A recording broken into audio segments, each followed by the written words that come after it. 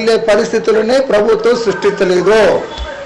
కొనుగోలు కేంద్రానికి ధాన్యం తీసుకెళ్తే తేమ మిషన్లు లేవని, అయితే వెయ్యి మిషన్లు లేదని, బస్తాలు లేవని, మిల్లర్లు అక్కడ బ్యాంక్ గ్యారెంటీలు ఇవ్వలేదని అనేక రకాలుగా వంకలు పెట్టి రైతాంగాన్ని కొనుగోలు కేంద్రాల చుట్టూ ప్రభుత్వాలు తిప్పుతున్నాయి.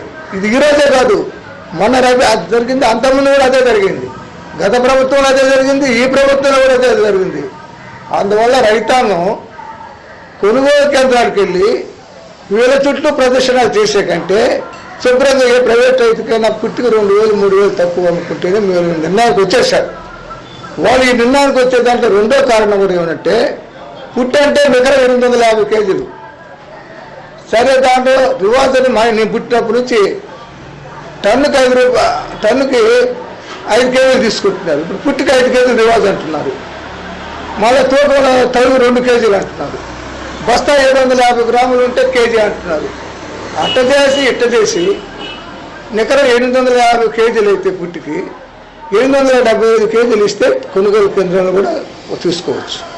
కానీ ఆ రకంగా కాకుండా ఈ రోజున 914 కేజీలకి కొనుగోలు కేంద్రాలను తీసుకుంటున్నారు. ఇప్పుడు కొనుగోలు కేంద్రంలో ఉండేటువంటి ఉద్యోగస్తులు అవినీతి పరులైనటువంటి అధికారులు కలిసి తేమ ఎక్కువగా ఉంది, అందువల్ల 40 కేజీలు అదనంగా ఇవ్వమంటున్నారు. అంటే 914, 40, 954 అటు చేసి ఇటు చేసి 1000 కేజీలు వాళ్ళ ముఖాన్ని కొట్టాలా. దీనికి దళాలు తోడ్పాటు చేస్తారు. అయ్యా, ఈ ప్రభుత్వానికి ఇవన్నీ ఎందుకు మాకు దూరంగా అంటారు. ఈ రోజున రాజపాలెం సెంటర్లో దళాల పరిస్థితి ఎట్టుందో ఇక్కడ తెలుసు. జిల్లా వాళ్ళకంటూ కూడా ఆనందంగా ఉన్నారు వాళ్ళు. ఈ ఆనందంగా దళాలకు కానీ మల్లలకు కానీ పరిస్థితి సృష్టించింది ఈ జిల్లా అధికార యంత్రాంగం, ఈ రాష్ట్ర ప్రభుత్వం కూడా ఈ రకంగా చూస్తున్నాం. మూడో విషయం, తేమ శాతం కూడా అబద్ధమే. ఈ జిల్లాలో ఈ నెలలో వరి కోతకు వస్తే నిలువ మీద 18% ఉంటుంది తేమ. ఏ అధికారం వచ్చి చూడమనండి, ఎండాకాలం ఒక్కరోజు నిలువ ఆపితే 17% వచ్చేస్తుంది. తేమ శాతం 17% ఉన్నా కూడా అధికంగా ఉందని, దాంతో నిమిత్తం లేకుండానే మిల్లర్లు కూడా ఏం చేస్తున్నారంటే మొత్తం కూడా 1000 కేజీలు పెట్టుకునే పరిస్థితి వచ్చింది. వీటన్నిటి కారణాలతోటే రైతాంగం కొనుగోలు కేంద్రానికి వెళ్ళేదానికి విముఖత చూపిస్తున్నారు. మబ్బులు మాయలుగా ఉంది. వాళ్ళ చుట్టూ తిరిగి వాళ్ళకి అనుకునే కంటే పుట్టిగా 2000 3000 కూడా అనే పరిస్థితి, దీన స్థితికి రైతు వచ్చారు.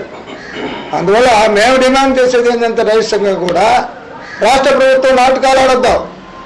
గత ప్రభుత్వం ఇట్ట చేసే రైతులకు దూరం అయింది. మీ ప్రభుత్వం కూడా ఇట్నే చేసి రేపు రాబోయే రోజుల్లో దూరం కాబోతుంది. ఎమ్మెల్యేలు అంతా తిరుగుతున్నారు. చివరికి ఇదాకా కొంటామన్నారు. పోయిన 2వ కారులో చెప్పారు. ఈ గవర్నమెంట్ వచ్చిన తర్వాత పోయింది తక్కువ. ఈరోజు జిల్లాలో 18 లక్షల మెట్రిక్ టన్నుల ధాన్యం దిగుబడి కాబోతున్నది. 18 లక్షలు కొంటామనే మాట కలెక్టర్ గారు చెప్పరా, ఈ జిల్లా మంత్రులు చెప్పరా, ఈ ఎమ్మెల్యేలు చెప్పటం వల్ల తీరైతే 6 లక్షల మెట్రిక్ టన్నులు కొంటారంట. అంటే 3వ వంతు కొంటారు. మిగతా ఎక్కడ అమ్ముకోవాలి రైతాంగం? ఏ రీతిగా అమ్ముకోవాలి రైతాంగం? అంటే ఉద్దేశపూర్వకంగానే ఈ రాష్ట్ర ప్రభుత్వం కూడా గత ప్రభుత్వం లాగానే రైతాంగాన్ని దోచుకోవడానికి మిల్లర్లకు తోడ్పాటిస్తున్నది ఈ ప్రభుత్వం. నేను కోరుకునేది ఏంటంటే మీ ఎమ్మెల్యేలకి, ప్రజాప్రతినిధులకి, అధికారులకి మీరు కమిటీలు వేయండి. కొనుగోలు కేంద్రాలు 18% 19% రైతాంగం దగ్గర తాముంటే ఆ మేరకు తీసుకోండి, రేపు తగ్గించుకోండి. అదేమీ లేకుండా ఈ దోపిడీని కొనసాగించవద్దని విజ్ఞప్తి చేస్తున్నా. అందువల్ల దీనికి ఒకటే మార్గం మాకు కనపడుతున్నది. ఆచరణలో ప్రభుత్వం దివాళీ ఫండ్ ఈ జిల్లాకు ప్రత్యేకంగా 1000 కోట్లు కేటాయించి ప్రభుత్వ ఏజెన్సీల ద్వారానే ధాన్యం కొని ఆ ఏజెన్సీలకే తోలాల. అప్పుడు మాత్రమే మిల్లర్లు దోవకొస్తారు. అప్పుడు మాత్రమే రైతులకు న్యాయం జరుగుతుంది. కాబట్టి ఈ జిల్లా రైతాంగానికి న్యాయం జరగాలనంటే, ప్రభుత్వం నిర్ణయించిన ధర అందాలనంటే చిత్తశుద్ధి ఉంటే ఈ తెలుగుదేశం ప్రభుత్వానికి, ఈ రైతు ప్రభుత్వం చెప్పుకునే వాళ్ళకి, రకరకాల విషయాలు చెప్పే వాళ్ళందరూ కూడా వీడప్పుడు చెప్పడం కాదు. రైతుకి నువ్వు సహాయం చేయటం అంటే మార్కెట్లో అమ్ముకునేటప్పుడు నిఖరంగా నువ్వు చెప్పిన రేటుకి అందేటట్టు చేయాలి.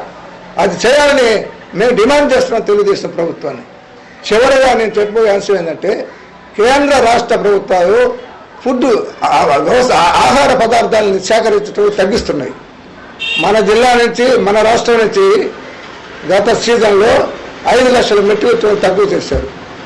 ఆంధ్రప్రదేశ్, కర్ణాటక, పంజాబ్ నుంచి 35 లక్షల మెట్రిక్ టన్నులు సేకరించాల్సి ఉంటే కేంద్ర ప్రభుత్వం సీత కన్నేసి 25 లక్షల టన్నులు సేకరించింది. ఆంధ్ర రాష్ట్రం కూడా 5 లక్షల టన్నులు తక్కువ సేకరించింది. అంటే ధాన్యము, ఆహార ధాన్యాలు రైతుల నుంచి సేకరించడంలో ఈ ప్రభుత్వాలకు చిత్తశుద్ధి లేదు. అందుకు చిత్తశుద్ధి ఉంది, నిరూపించుకో.